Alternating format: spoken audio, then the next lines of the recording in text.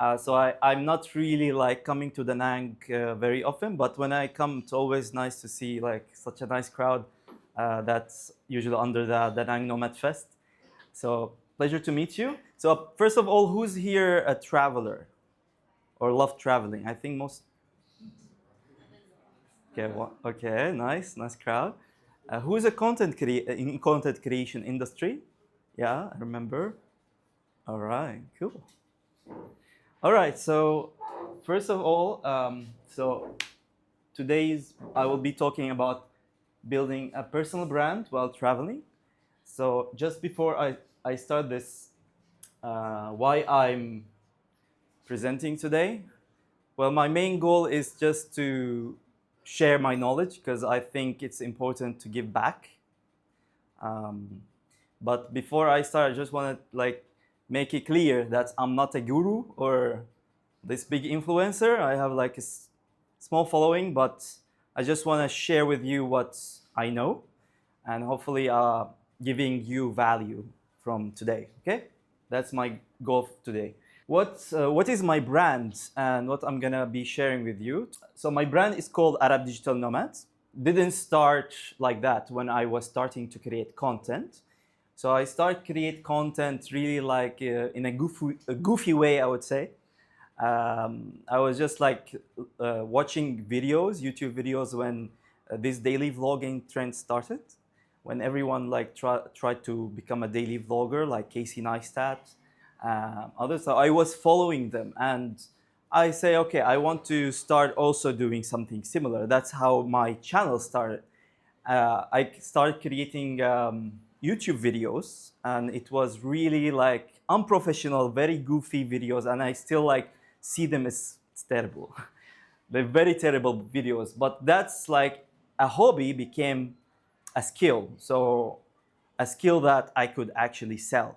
And over the years of doing this consistently, I was able to kind of form this skill to be a skill that I can actually sell to others, not just doing something for free and not really sure about the return. But then I thought, what if I can connect that skill or something that I love doing? So I thought, I'm really passionate about traveling. I'm really passionate about creating stories, sharing adventures, yeah, making people inspired. Because I came from a country that was torn by war. I'm originally from Syria. So I've been away from Syria since around 15 years. And if you don't know the story about Syria, it's been like under war for many years, and we had a dictator, and now the country become better. But all during these years, I became nomadic by force. I became nomadic by force because of the situation, the political situation, obviously. And that led me to say, okay, I needed to zone back, and I wanted to create content that I'm passionate about. And I think it was 2022 when I discovered the idea of remote work, digital nomadism. I was always like not sure what is like how to make money and how to earn. But the skill somehow, when like I learned to make videos just for fun, that led me to getting sponsored with a company. And I didn't even reach a 1,000 subscribers at that time. And I got like to be the host and camera person to speak in front of the camera around 10 universities in Turkey. So I was like the person at that time, a university student, and starting with a small YouTube audience and having already like paid something paid upfront to host a TV program that's intended to university students. So that was a very interesting journey that it makes like a click on my brain that, okay, this thing that called like content, I could actually monetize, I could actually earn from. I started YouTube, I think it was around 2016, very inconsistent. But then I obviously like over the time jumped to different platforms. But then I started to focus on Instagram mainly. I was stuck for a long time at 5,000 followers on Instagram. And because mainly I think I was pretty much scattered, I didn't really have a specific niche that people can tell what I'm actually doing. I was sharing like my travels, everything, but I learned along the way that, okay, this, what I'm doing, I should connect it to a business. I shouldn't be just creating content for the sake of content. When I was in Chiang Mai in 2022, I met few digital nomads and I got to understand that concept of nomadism, and I like was very interested, and because I was already like working remotely, but I didn't understand the concept of digital nomadism. And there was a lot of content that is shared in English, but there was no content shared in my own language. And I thought that could be an opportunity. Maybe I could be the guy who's bringing this concept, this kind of lifestyle to people in my community, specifically in the MENA region. So that's where Arab Digital Nomad, the brand, was born. And it started with Chiang Mai. So Chiang Mai is, everyone knows mostly, is the mecca of nomadism and digital nomads. So that's where, when it started, the journey started to document my videos to people who speaking in Arabic in my first YouTube channel, and then educating people slowly about this lifestyle. And I decided, hey, I should create content for this. Will be probably my niche. So I will just start to combine my passion about traveling and content creation. So basically, this is me. So I'm the person behind the brand, and there is another account with the same name. So I had like a nickname. I think it was inspired by my last name, Alard, O. And then I decided, when I decided to launch this, okay, I thought it would be much better and easier to people to actually know me for one name. So I changed all my what's it called? My username, all social media became Arab Digital Nomad. So if you search Arab Digital Nomad, that's what will appear on Instagram, on YouTube, on LinkedIn, everywhere. So slowly that actually like became, I think, affected how people preserve and how my account actually reach others who are not really know or follow me. So let me talk first about few things that most people like have when they are trying to build a personal brand, and then I will explain more what I do and how I was able to grow my accounts.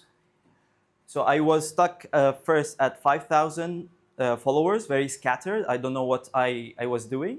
And then I was able to grow my account from 5,000 to more than 20,000 followers on Instagram. So the problem that most people have is, or people face, they want to build a personal brand, but they don't know where to start. So these three common hurdles: overthinking content is the first. So you always overthink and endlessly want to refine without really putting the publish button. Who had this problem before? Okay, we have a few people. So this is one problem number one.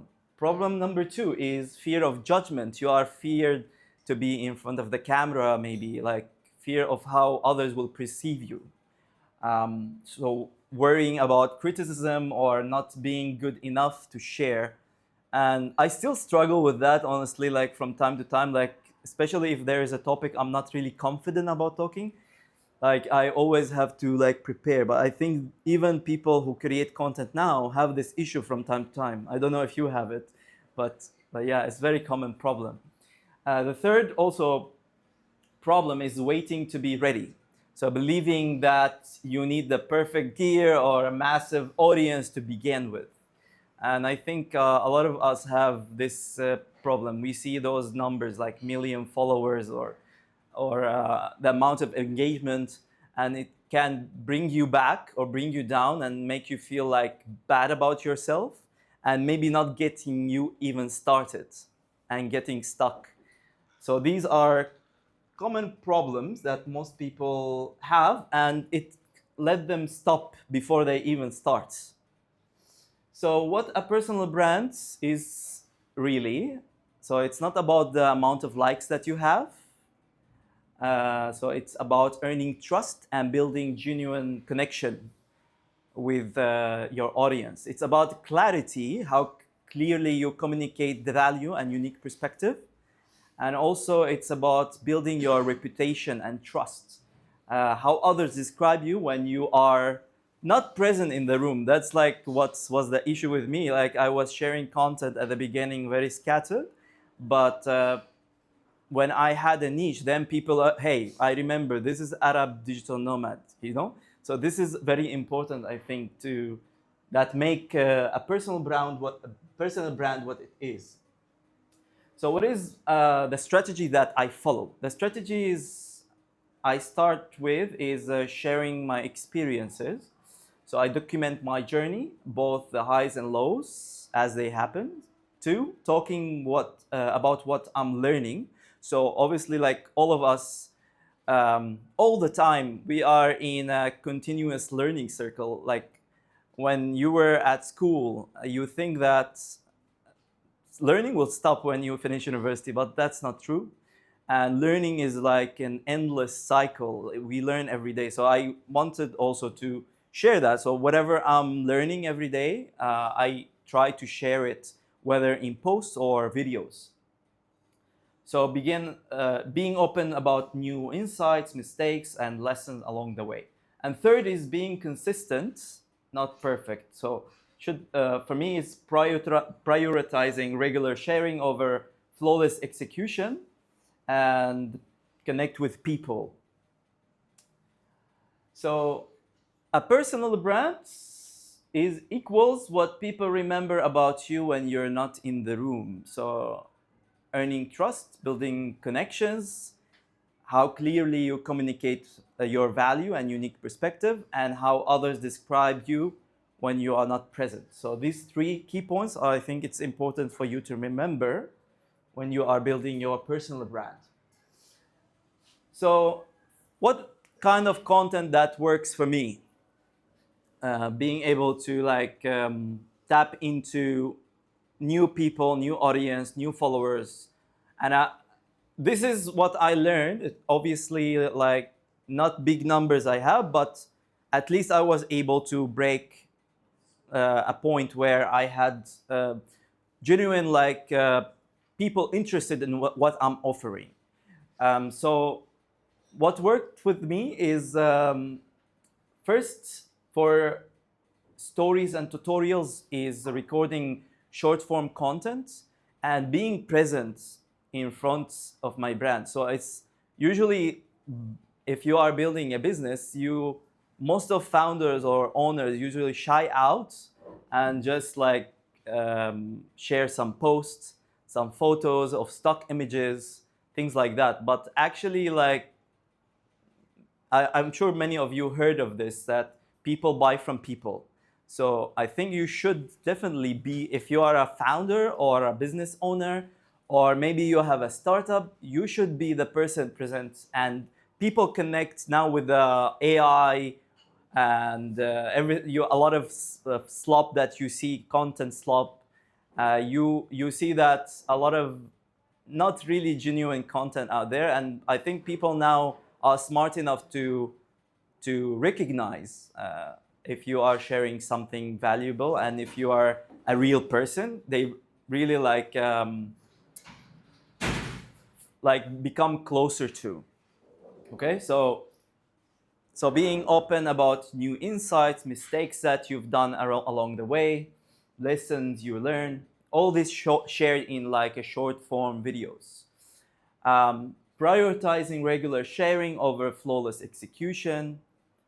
So even, I will explain this later, but basically like starting simple, don't overcomplicate things. And the second part is value-packed carousels. And this is, I think, one of the most important type of content that you should uh, try to implement in 2026, because it really helped me grow my account. So a combination between both short form reels showing your real self, your personality, and also carousels that give value for free for your audience. Muhammad, you're talking about Instagram, right? Yes. I also want to say here that carousels are very important for LinkedIn too. Okay. We have Mm-hmm. LinkedIn creators here. Thank you All very right. much. They were the best. TikTok too? Oh, nice. Good to know. All right.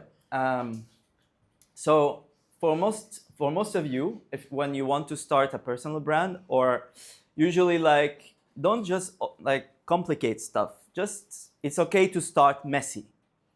Um, Begin with what you have, whether it's your phone, your natural light, using your natural light, but the goal is just to get you started. But of course, you don't want to be stuck with beginner modes. You want to invest in your skills, or you want to invest in hiring others to help you create that content you want to deliver in your brand. So just don't start messy. It's okay, but just don't get stuck with it. Don't be like, okay, I'm not gonna I'm not gonna buy that camera I want to buy, or I don't want to buy that mic that will improve the audio quality. It's important actually to invest in that.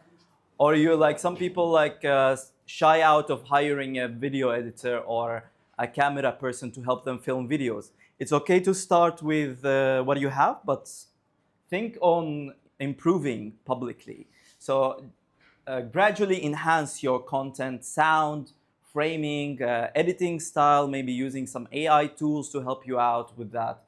And don't be shy on delegating work and focusing on what matters in your brand.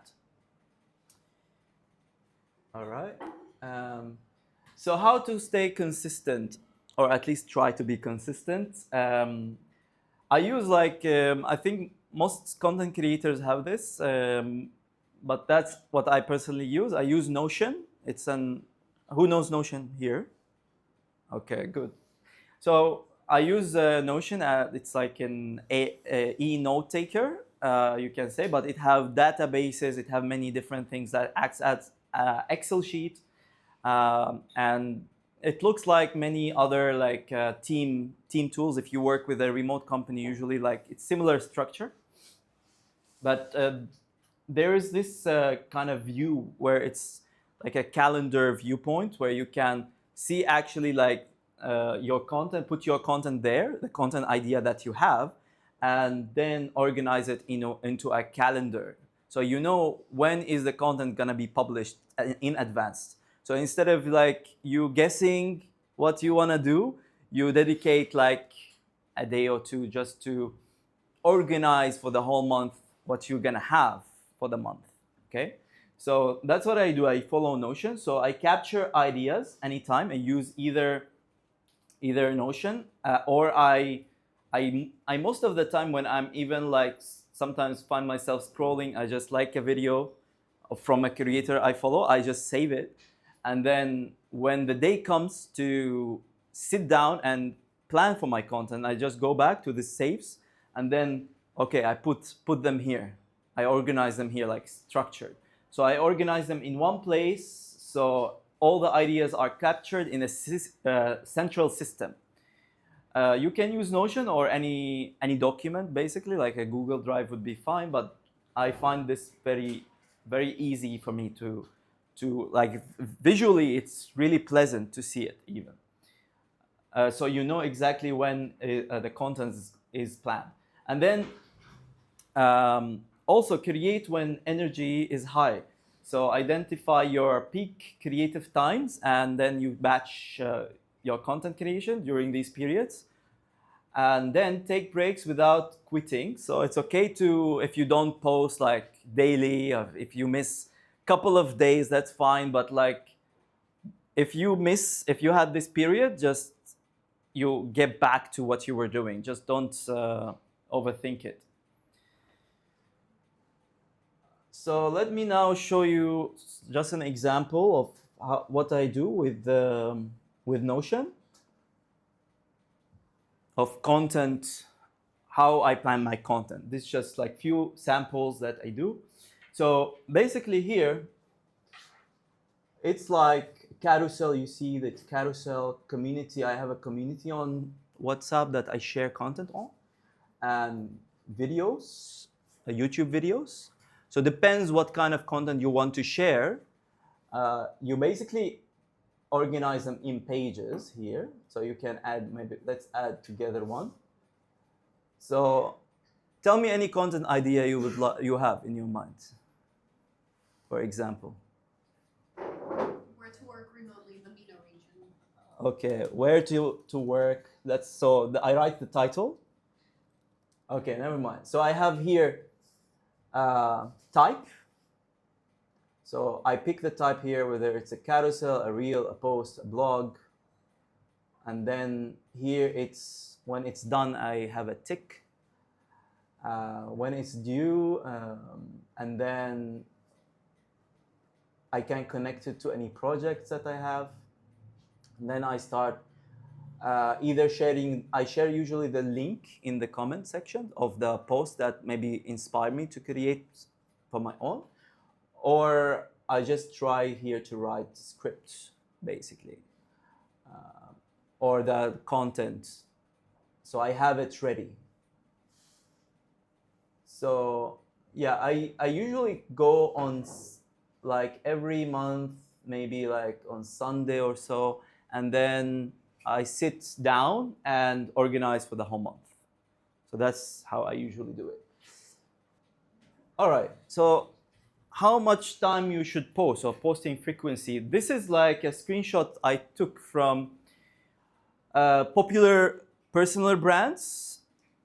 This is how much they post on their social media, and they are very, Alex Hermosi, Danko, I don't know if you know Danko, is like very big deal. Justin Welsh, Ed Millett, and Sahel Bloom, and this is per each platform how much they post. So you can take a screenshot of that. Depends on what platform you want to focus on. But as you see here in Instagram, many of these like successful personal brands, they share pretty much on Instagram, for example, daily. Alex, he shares almost twice a day. Yeah, so this is a screenshot I wanted to share with you. Question. Yeah. Will you share the presentation? Will I share the presentation? Sure. I'm recording it, so you can watch also. Yeah. Later on my YouTube channel. So I can get that revenue coming. Okay, so social, yeah. For the Instagram, is that stories or feed posts? Feed posts, yeah. Okay, social media is not just a place to post, that's my opinion, and many other personal brands' opinions. Well, it's a tool. So if you have a personal brand, or if you are trying to create content, I don't just recommend you to create content for the sake of creating content. You should have something like an offer, let's say, or something you provide for outside of just social media. So it's a tool, and like any tool, it works best when you know why you're using it. And if you don't know why you're posting, your audience also won't know either. So every post should have an intention, a purpose behind it.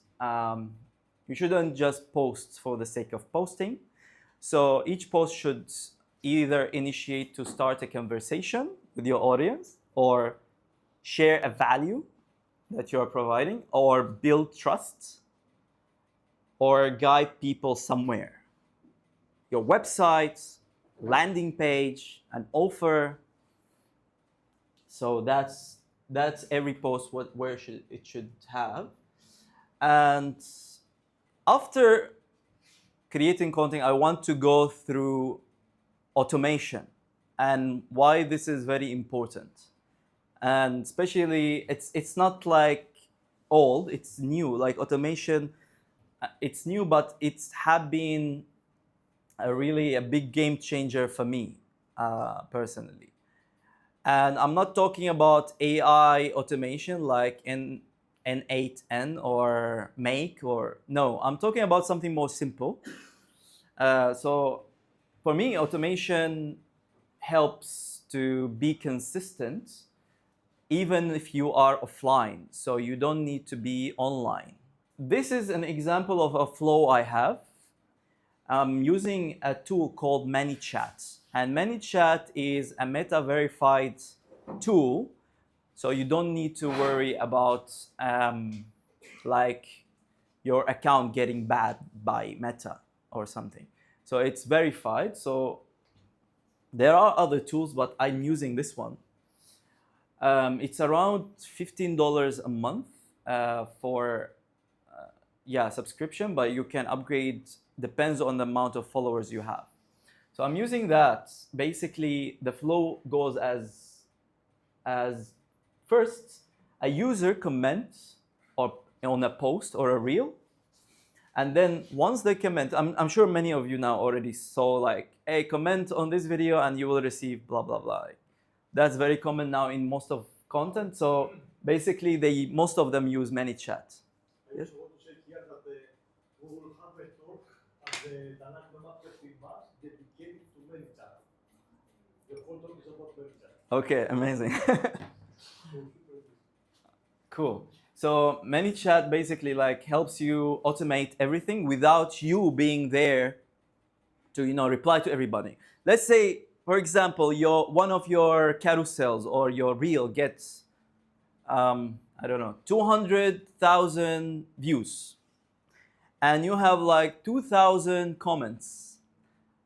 How much time do you think you need to spend to comment on each or to reply to each one? This is like the power of automation. It saves you a lot of time and energy. So the flows I have here, a person comment here, I send them like a message, and then this is just one example, of course, and then it checks if this person is following me or not. And if they follow me, like they directly send them like the ebook. I have like a free ebook. Or if they don't follow me, I say, hey, I see that you're not following me. Like there's like emoji there. Sorry, you are not following me. Can you follow me? And then it like forces them to follow me first. Then they will receive the ebook. So it works like this. Sorry, I haven't used it yet. So is it any kind of comments or should they... No, you can do it. Like you can do either any type of comment, but for me, I use specific comment because like I have like few things I want to lead people to. Depends on what, like a free ebook or a course or an other info product. So I dedicate each comment to that offering, let's say. Yeah. So yeah, like it's basically help me like also get more followers, because many people just comment and want to get the free thing, but kind of this way it's kind of force people to follow you. Okay, and it can like maybe it's like a bit like I'm not sure, but maybe personally I might feel like not good about it, but it doesn't matter. It's just like social media. I think it can affect the algorithm in a way that suggests my post to other people because there's engagement. People are messaging you. That's what I think. That's why I'm using it. Okay, let me do like a live demo for ManyChat so we go more. So this is our few like automations, you can say, that I've used like over time. This is like 2 months ago, 3 months ago, 5 months ago. And just to show you one example, if I go to this automation, and yeah, this is the similar one I showed. Maybe let me show you something else. Do they expire Okay. though? No, as long as they are live, they don't expire. Sometimes I see the video saying, write something in comment, I will send you something, and I write, I never get anything. Yeah, you know why? Because either the person received so many comments, and they didn't maybe upgrade for the other subscription to upgrade, because you have a limited amount of contacts per each package, and once you reach that content, you have to kind of pay ManyChat to upgrade the amount of contact that you can reach. But the trick for me I use is like delete the contact, because like if they are not useful for me, I delete them. Then I keep with the same package, and then I promote for other reels or other posts. So another flow I have here, just like a simple one, is like for reaching people for an event I want to organize. So I have like here a story example. So if a person connects Morocco here on all my stories, they will receive this message. Hi, hey, I'm Muhammed. I'm reaching out because I'm putting together something special next year. And then a link to the landing page of the event. Or another example here, also the same automation. You can also apply it for a post. So for all posts and reels that a person comment Morocco or in Arabic or English, they receive this message. But you can go in more complex than that. Let me show you.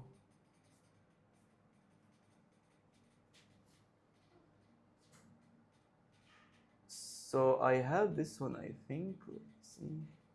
So this is a more complex flow.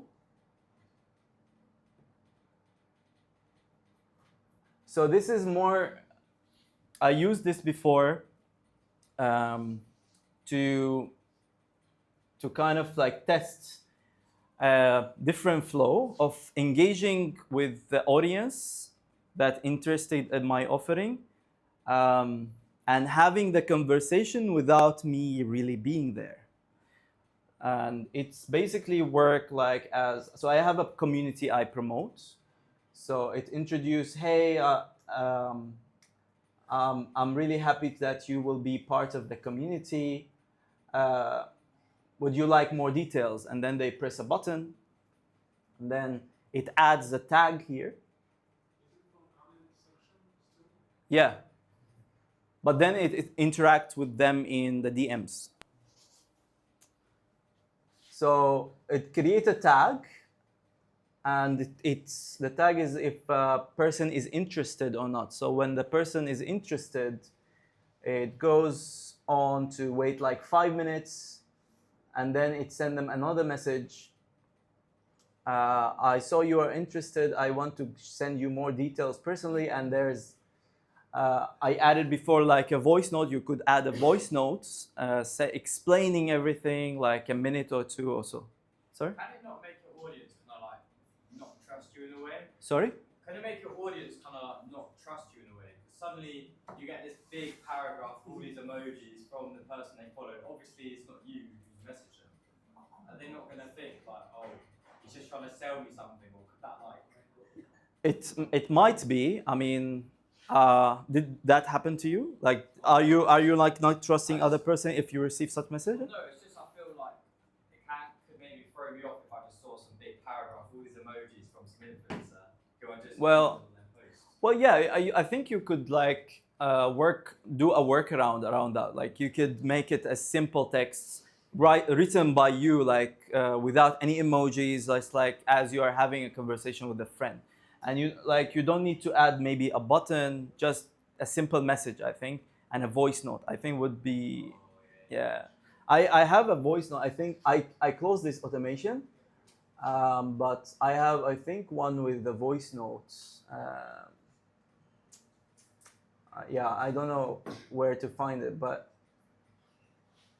yeah, there's different ways you can use basically. Like there is also this automation that I start implementing just now, and it's basically for any new follower that follow me. I just send them like, hey, welcome, like just that's what I do. So introducing, because most of people that follow you usually have no idea what you're doing, like just maybe show a piece of content, but they don't know the whole thing. So this way, I think, is a good way to, and it's a new thing, by the way. It's like I think ManyChat just introduced it, so you can interact with new followers. Maybe what's your other thing which you sell to the content? You said okay, content for retail. Can you raise your voice? Sorry. You have something else which you sell together with the content. Guideline. Yeah. You mean what offers do I have? Yes. Okay. Yeah, I can show you that. Let me close this one first. Where am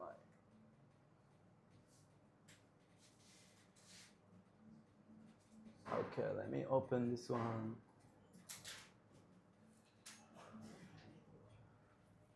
All right. What offers do I have? First, I will tell you that I will answer your question. Is that I have a community, so on WhatsApp and then on the platform as well. So this community I promote on a subscription base. That's the first offer. Second offer is like info products. So it's like a course people can purchase. But it's dedicated for Arabs, specifically in the MENA region. Educate them about nomadism, what they can, like how to travel, how to move to a new country, like a list of remote jobs, things like that. So in a community, a person pay once and then they can have access, be part of the communities, something like that. So that's what I mainly offer. Okay, why it matters? Let's continue. For ManyChat, it's time freedom. So when you're traveling, like usually you don't have time to interact with people, like especially if you have few posts got like viral. So it gives you some freedom of planning and time, and it keeps you consistent with engaging with your audience. And of course, it's less pressure. Like you don't need to be online all the time. You can, zone out, be in the moment, enjoy time with your family, with your loved one while you travel. So I think when you create such a system or of content, then you don't really need to be like on the laptop all the time, and that's important, I think. And then you start like creating more meaningful conversation when you do that. So like I just want to tell one story, like very random, from one interaction.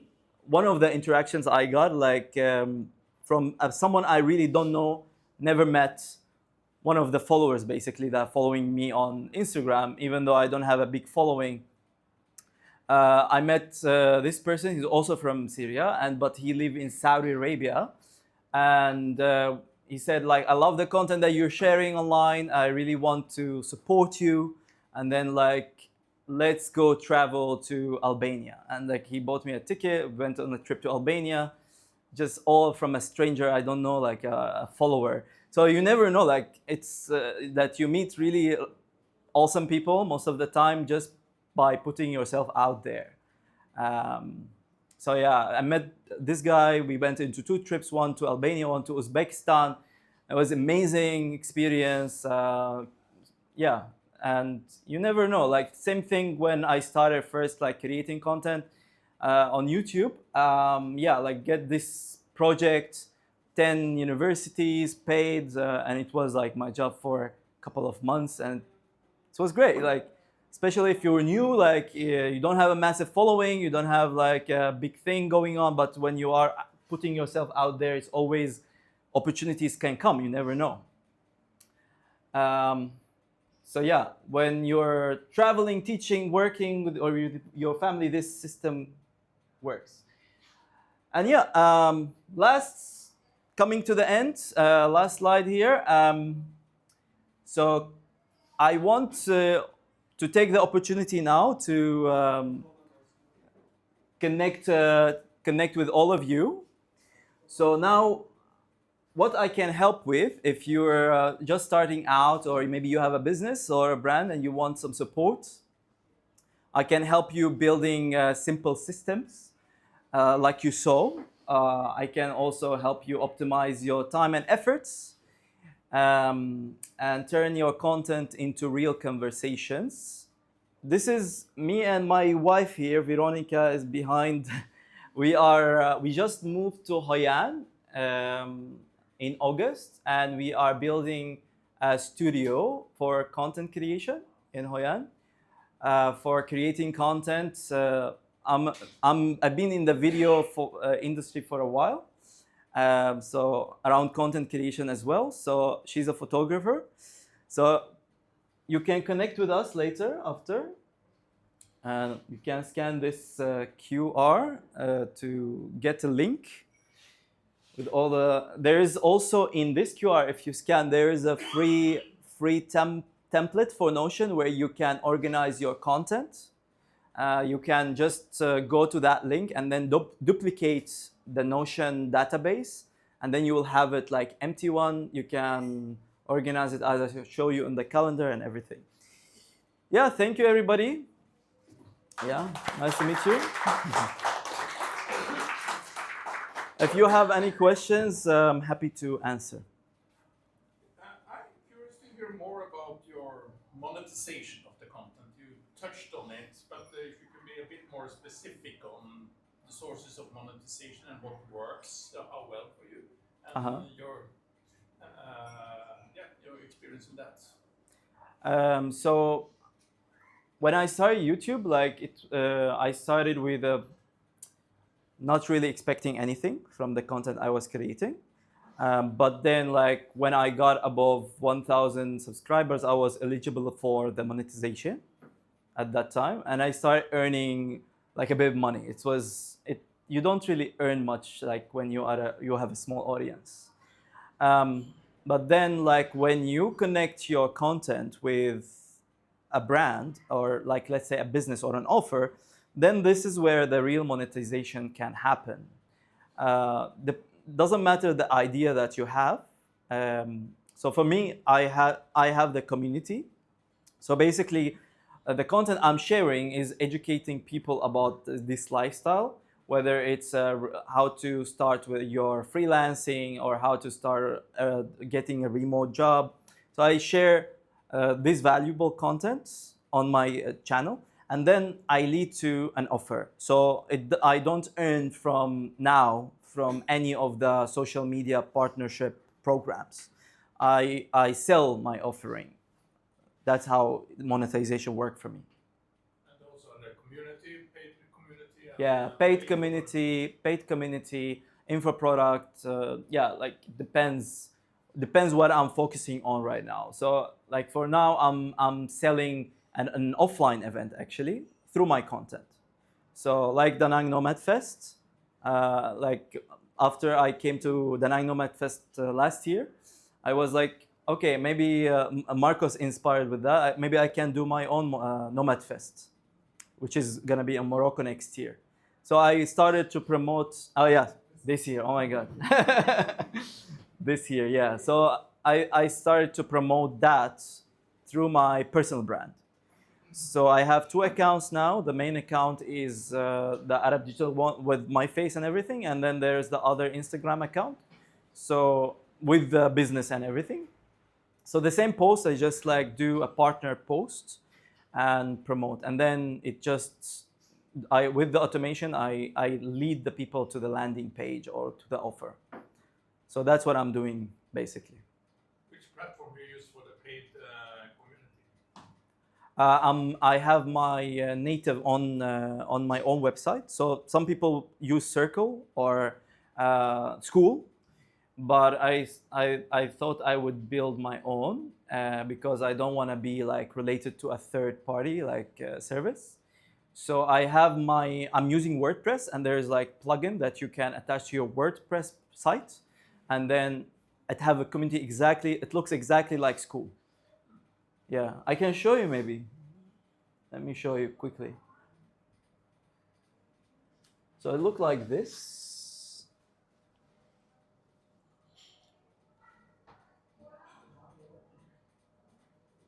So. And what do you think about building a community on, like, pros and cons of building a community on Facebook, for example, given that people are already on, like, using Facebook? Yeah, why? Because like most of people say that you should take your audience outside of social media platforms because you never know when you will be getting banned. Like capture. That's why many people capturing emails, so they reach their people through emails. Or, but I honestly don't follow emails so much. So I don't know. Do you follow emails? Anybody? Oh, okay, 3 people follow emails. Good. So like I decided to make the community more on WhatsApp, like for people who have the subscription, but all the resources on my website. So we engage daily through WhatsApp group, just a regular WhatsApp group. But all the content, information, like videos, especially like that are specifically for the community, they are on the platform. So it's like WhatsApp your channel where you like communicate directly with direct questions, or Sorry, again? the WhatsApp community.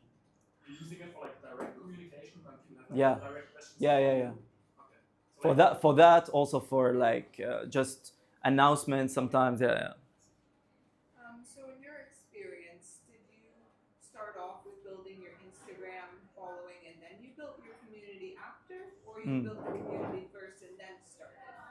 Well, actually, I started with YouTube. I had some following on YouTube. Yes. So I think with that it built some. I had a couple of videos that went decent, like got decent views, Right. and from that, from that couple of videos, I started like promoting the community. So I had few members. It was free first, free community. Then I had few people rolling in, and then I started like introducing the paid version. After that, so growing Instagram came later. I think, yeah, it came later, and then it just helped me to tap into bigger audience because it's just a different platform. So in your opinion, would it be important to prioritize a community, having that set up before you start doing all the posts or trying Well, to it depends. What do you want to do? Are you trying to build a community or not? Like some people don't want to build a community because it takes so much time. Honestly, like it's a lot of effort. It interests me. It does. Yeah, it depends on the person. If that interests you, then yeah, you should have that set up, and then yeah, try to promote it through your content. Yeah. Yeah. Questions? Because I saw you show that you plan in advance. And Right. you allow yourself to be more spontaneous. For example, you just pay. You Of just course, program, yeah. a fake match Totally, and yeah. It's okay. It's okay to be spontaneous if you feel like the energy. Yeah, you want to create something like new idea just pop up. You want to do it. Yeah, why not? Like it's okay. And the other question is like how much, because it's when you have a personal brand, you should to show your uniqueness.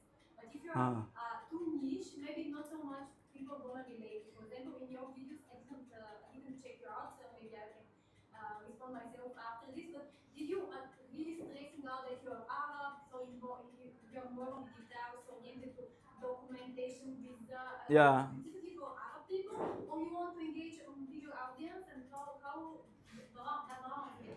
Well, for my Instagram now, it's just for Arabic speaking. It's not for anybody. Like I'm focusing specifically on people from the MENA region. But I started in, like this year, last year, I started like an English YouTube channel because I want to connect with. I always like engage with people from all around the world. So I thought it could be a great idea to just like share with like globally, not just be specific. But for like the brand, the personal brand and the site, let's say, or the offering, it's focused. It should be focused, in my opinion. Like especially like if you are on a chat like on Instagram, you don't want to mix languages, in my opinion, like because that's gonna affect the algorithm. You want to be specific onto one language, and then maybe open another account for if you want to share in English or whatever. how your English channel goes in terms of it just takes so much effort to do it. Yeah, of course it does, but I'm not like I'm sharing. I'm not taking it seriously. It's just like it was like a side project.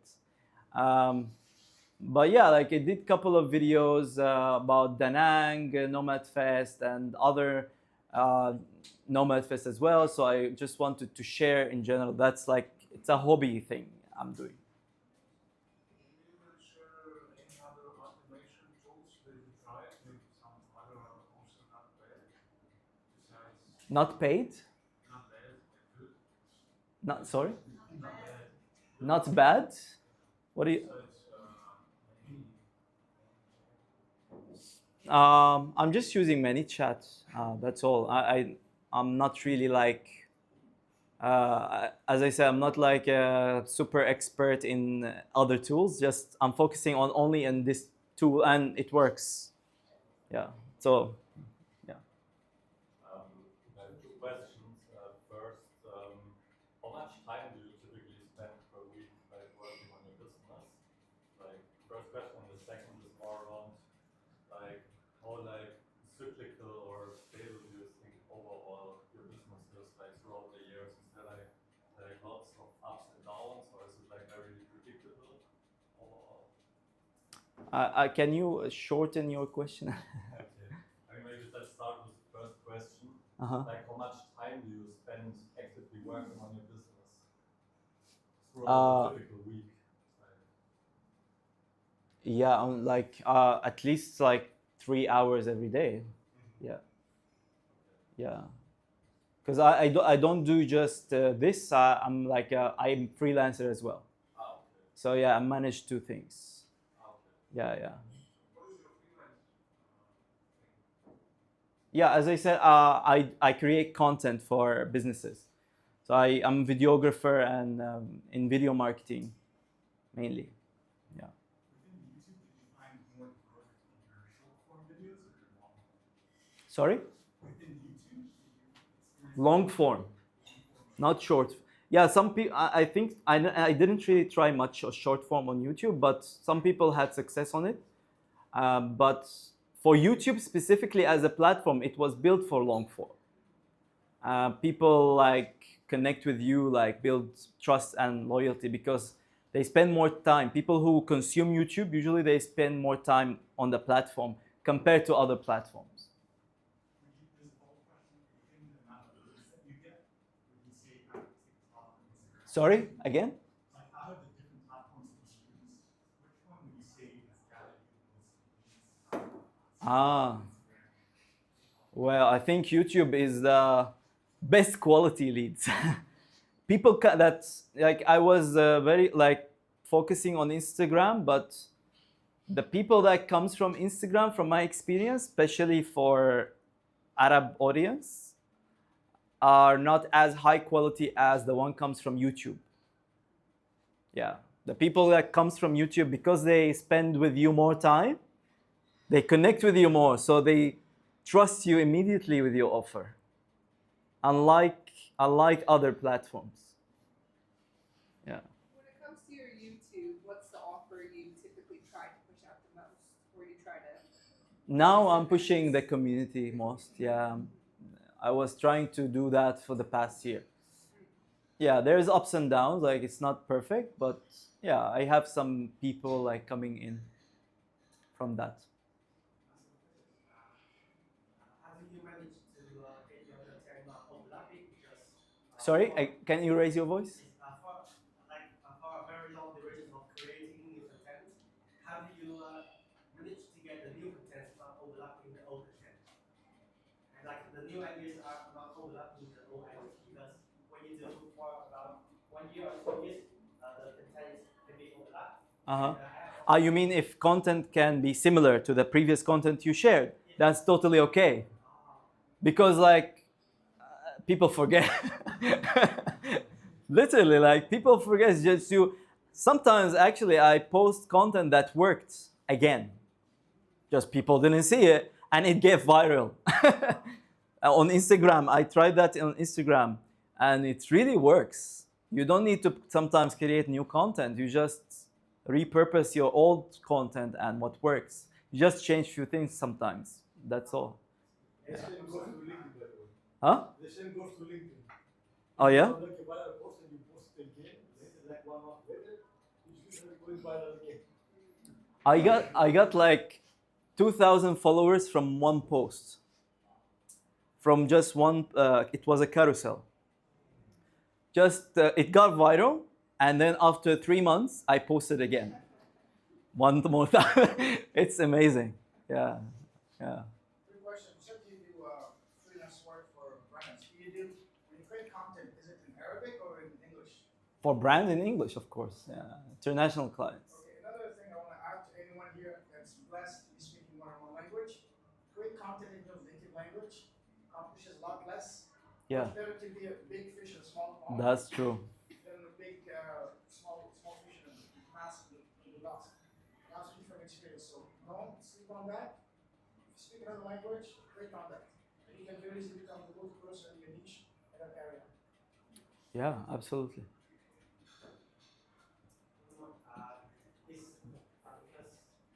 In this day of age, when I think it's quite a time since AI have developed and people start to have quite a some negative perspective about AI because sometimes it feels very cold and you're interacting with machines. So in automation, how do you manage to keep the people who work with you? How do you make them not feel like you're so cold sending automations and keeping Yeah, that's difficult. I think it's not that easy to achieve, unfortunately. Yeah, because like at the end of the day, each one of us have limited time, and I can't really like spend all my day engaging with everyone personally. Like when sometimes like I usually like tend to go and check my DMs. Like depends on so quick skim, and when it feels like it's important like to jump through, and yeah, I just go and take lead, but I don't do it for everybody. Yeah, I don't do that. I think it would be great if that tool automation tool have like a AI filter system where you can filter the meaning of the message they're sending to you. I think that exists already. Yeah, it exists already. That like you can connect it to chat, basically like a chatbot, and it recognize, or you can put like keywords. If the person have in their message a keyword, then it send them relatively to what they shared. Yeah, it's also already in many chat too. When did you decide to stop responding to every single comment? Was there a time when you responded to every comment, and then did you make an announcement to say? When it was just too much, like like I got like in 2025, like last year, I got just break. I said break from 5,000 followers, so there was no really engagement there in terms of people DMing or so. And then out of the sudden, I'm receiving like hundreds of comments, followers, like in a daily basis. Then it's impossible. Like I can't do it, so I had to rely on automation. Yeah, that's the point.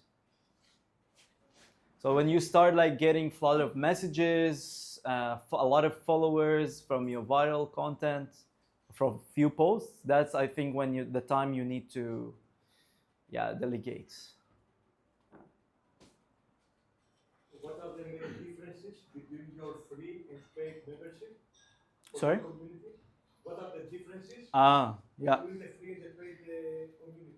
So the free I have like a small intro course, you would say, or set of videos basically. That basically like just educate people about the idea and what's in there, and give some value as well, apart from the content I share on my social media. But the paid one is mainly focused on real engagement with real people. There's also an experts in the community. There's a visa and taxes experts for advanced nomads. So I put him in the community for free. In exchange, people can communicate with the person in the WhatsApp group. Also, another guy who is specialized in LinkedIn. He can help people connect, help them with their resumes or questions related to applying for jobs. So yeah, that's the difference. It's just like kind of beginner level, you can say, information on the free, and on the paid is more advanced and more resources, more links, more like guidelines or guides that people can benefit from. So do the experts get any money for this? I mean, rather than the community, do they earn from it, or is it a free service they provide within the community?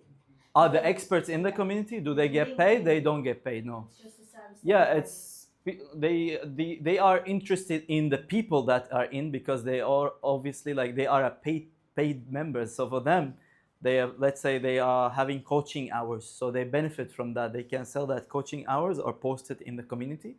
So if someone wants further help, they can book with them through the community members. So that's valuable for them. It's like more like a marketing tool for them too, to tap into new people. When you do the content about traveling and go to new places, for example, do you have this Right. inner fight between actually enjoying the place and always thinking about content? Yeah, true. It happens. For sure. How do you overcome that? Well, I try my best. That doesn't always work. I try my best to just don't overdo it with content. So I film. I try to like film as much, but I mostly now go with B-rolls mostly and do voiceovers.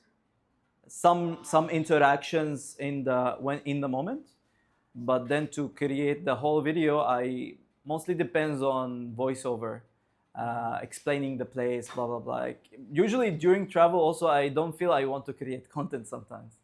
I just want to enjoy.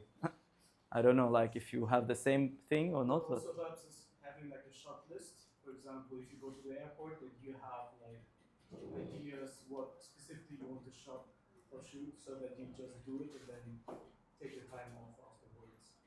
This is also what I was told that helps with this. shot list, yeah, definitely. Like, I think every trip for me, what I do is before going to a trip, I have some kind of, it's not a script, but key points, highlights. I want to capture this. I want to capture this, just to kind of remember. I take just like a skim over it when I'm there, just to understand. Okay, I need to shot this in this spot, in this location, let's say.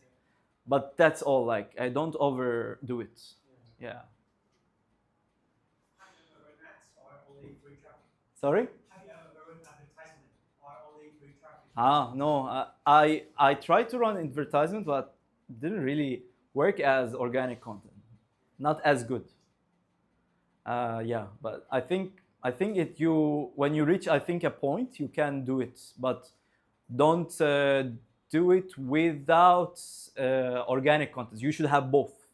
So if you want to run advertisement, you should focus. You should have like a real, genuine engagement with your audience with your organic content, and then you run ads, but not just ads.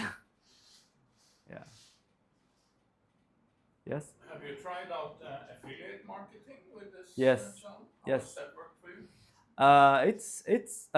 I just started with it. So I was able to sell my Morocco Nomad Fest ticket through affiliate marketing. Got 2 tickets from one person. So that was a nice experience, but I probably need to tap into more people that can help me also promote. So yeah, just through, I don't do it through like fancy links or something. I just like do it with people I know. So like a person who's interested in what I'm doing. Lorenzo was at Nomad in Paradise.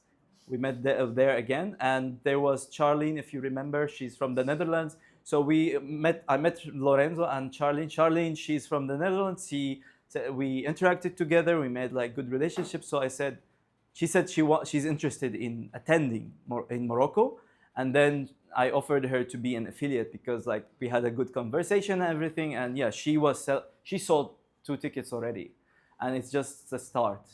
We can do the same for the Danak Nomad Fest and the Morocco Nomad Fest. By the way, Yes. we have a collaboration, a free collaboration with Nomad Cruise. Oh, which cool. is coming to Danak on the 22nd of February. That's amazing. For one day. Habibi, I will be there, so send me the link and I'll be Habibi. Yeah, but by the way, Habibi is, do you know Habibi? What does it mean? Habibi, you hear from social media. Habibi, welcome to Dubai. Come to All right? Dubai. Well, Habibi basically in Arabic it means like my dear friends. On yeah, some I use it for my wife here. Also, Habibti is also my. It can you have a multi-versatile ways to say it. But thank you, Habibis, for coming today. So I can use it like that. Yeah. Yeah. It was really cool. Any more questions? Okay. How did you start doing branding for partnerships? What do you mean? With who? Let's say like a sponsored video. Uh, well, it's just somebody reached me out. I never reached someone or a brand. It's usually people in the DMs. Like I check my DMs regularly. Yeah, not with when. Obviously, I can miss DMs sometimes because of the floods of content. But usually, like I try to check. So usually it happens on the DMs. Like someone reached me. I want to, like I got interviewed for a TV news in Dubai.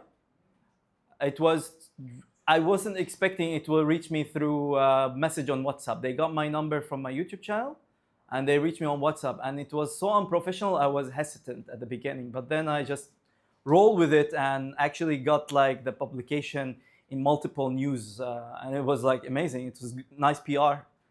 Yeah. Same with podcasts. Like got invited in a few podcasts as well, like to just share my story. I was. It's not related to branding, but it was talking about the experience on to getting out of a war-torn country. So yeah, like this is also yeah, just because I was like sharing content, as I said. Yeah. All right, that's it. Let's wrap it up. Thank you, everybody. So this is the last part of the day. Feel free to socialize, to connect. Dinosaur is open till 8 p.m. So we have a lot of time. Feel free to stay more if you want to and exchange comments.